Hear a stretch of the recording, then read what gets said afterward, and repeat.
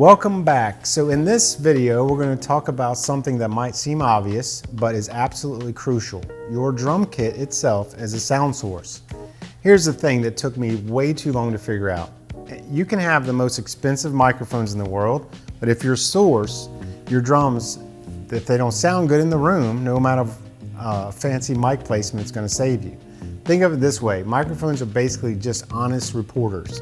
They're going to tell you exactly what they hear, whether you like it or not.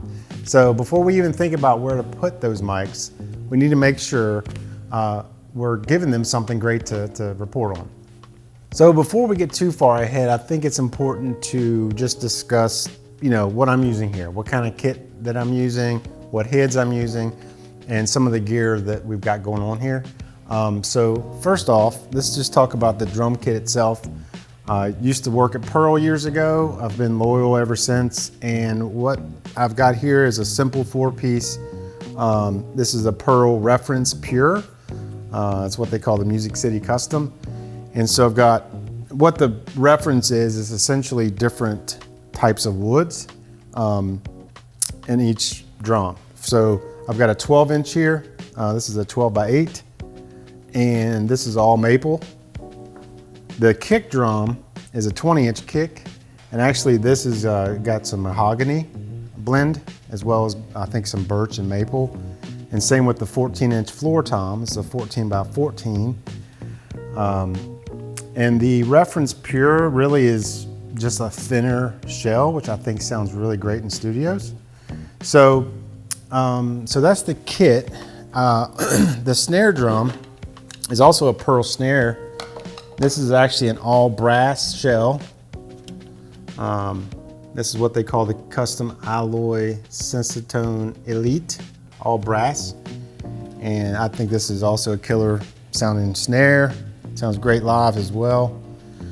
And so as far as drum heads, I'm a big Remo guy, so I've used Remo Ambassadors for years.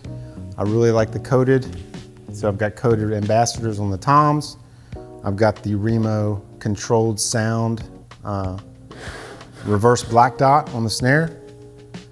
And we'll talk more later about some of the dampening techniques that you can use.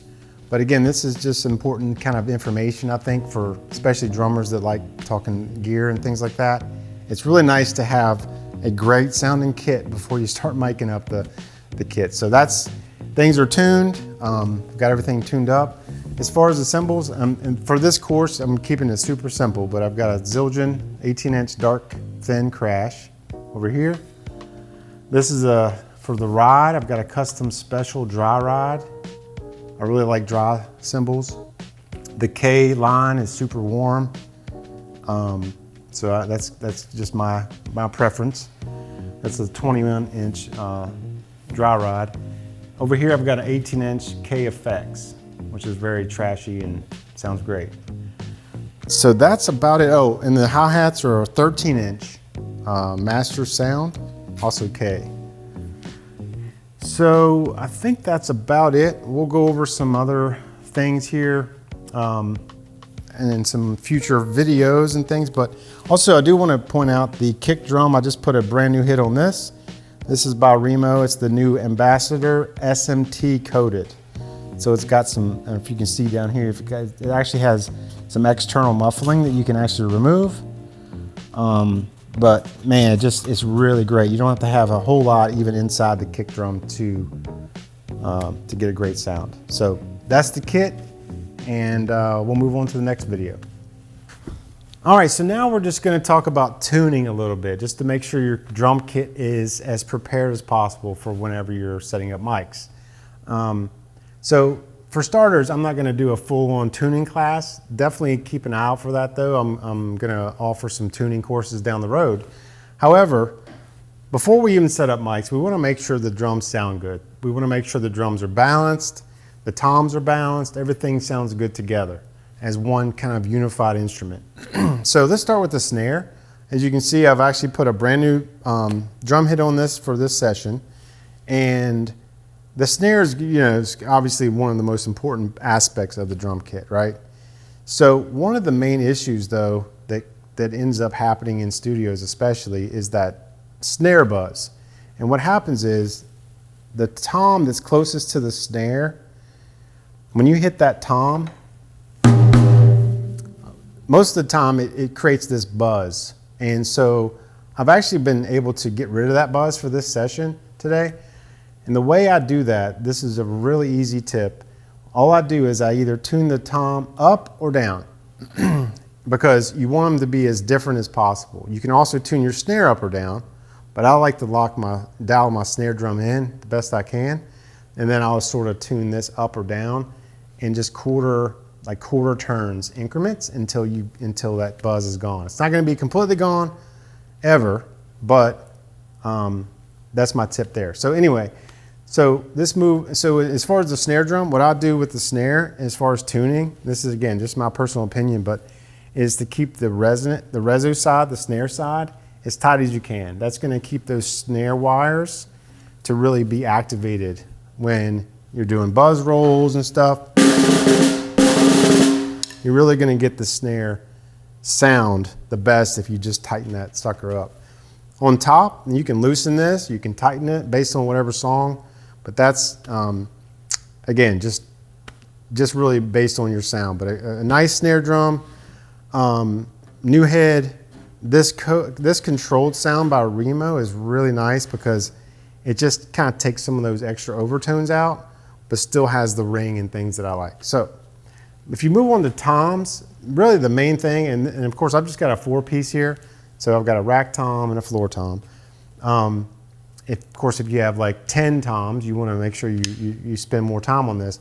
The key is to make sure both of these drums sound different, and same with the whole kit really.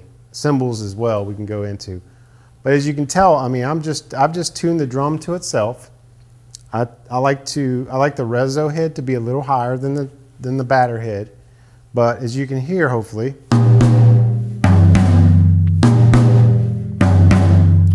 just got a very nice balance. They don't sound the same.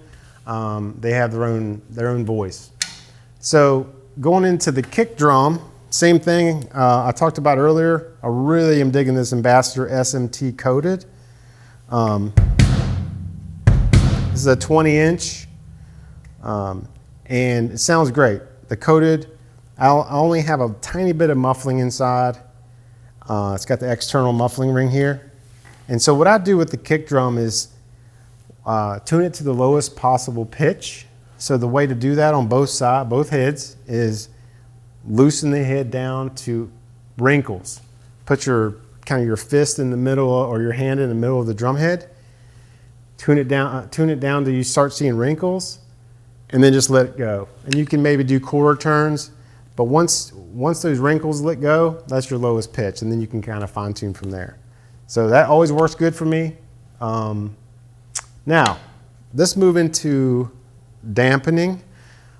Before you want to dampen drums, you want to make sure the drums sound good. You don't dampen untuned drums. You want to make sure, because you can't, if you're dampening a tuned drum, that's going to be a lot better tone-wise versus just dampening deadness, if that makes sense. So, a couple of things I like to use. First, let's start back with the snare drum. This is also by Remo. I don't know if you can get a close-up shot of this. Dave Weckl, world-renowned drummer Dave Weckl helped to design this. I love this.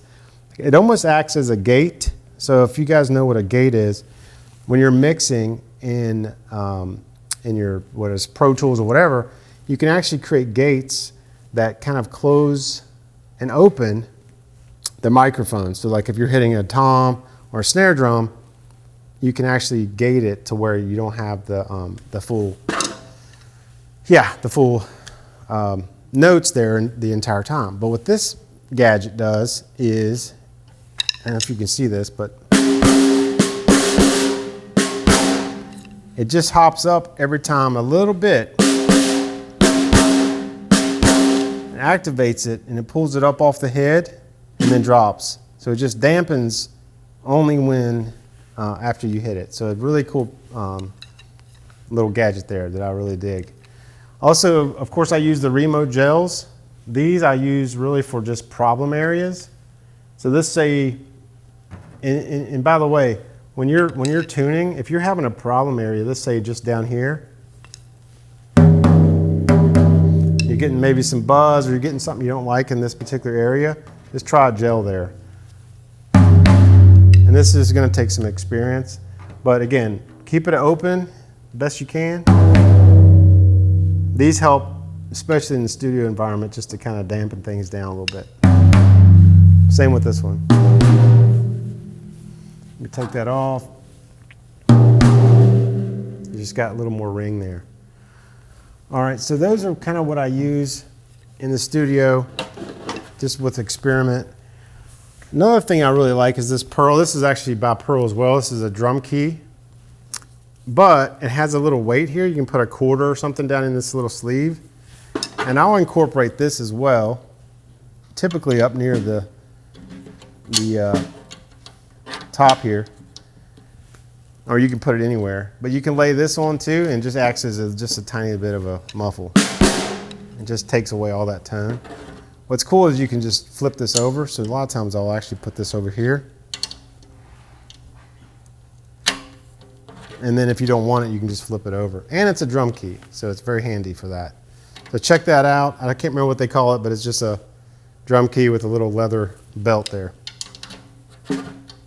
And then, really cool from Big Fat Snare Drum. This company is called Big Fat Snare Drum. They make all kinds of stuff. These are the ones I like. This is got the hole in the center, and these are both 14 inches. You can get all kinds of different sizes. I like this one I use for the floor tom if I want to get that a little bit dead, a little bit more dead. And I'll throw this in the snare, and this slides right underneath. So I'll do that and just give you a sample here. So this is with the, again, you want to make sure the floor tom and everything is tuned before you throw this on there.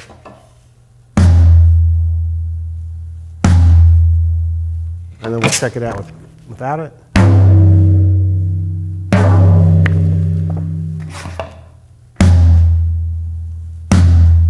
Just gives a nice thud, still has it's still tuned nice, but it just dials things back a little bit, really easy.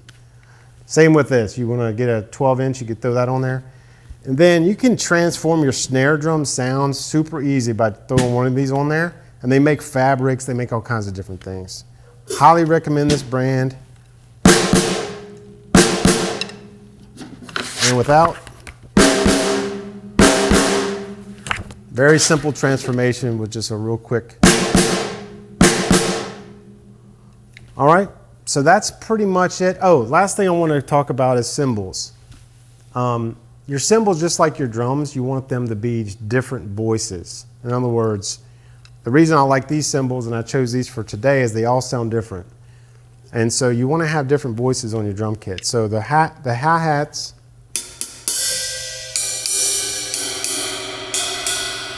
as you can hear, they all have different tones and everything. If you have two cymbals that sound exactly the same, it just, in my opinion, just takes away from the character of the entire instrument. So I've got the dark crash here, effects here, and the dry. And one thing I want to point out too is I've really been digging this. This is by a company called No Nuts. I don't know how many times I've lost a wing nut tearing down the drum kit, but these are awesome. It's not going to come off. You know, you can slide it right on, and they just sound good on here. It lets the sound of the cymbal really shine through. You can even throw some additional, felts on top if you like to even, deaden things down a little bit more. So check these out. They're by a company called No Nuts Percussion, I think. So yeah, check them out. I think that does it for the foundations of tuning and just the basics. So check out the PDF document that I'm going to include in this video below. Yeah, and we'll see you in the next video. Thanks for watching.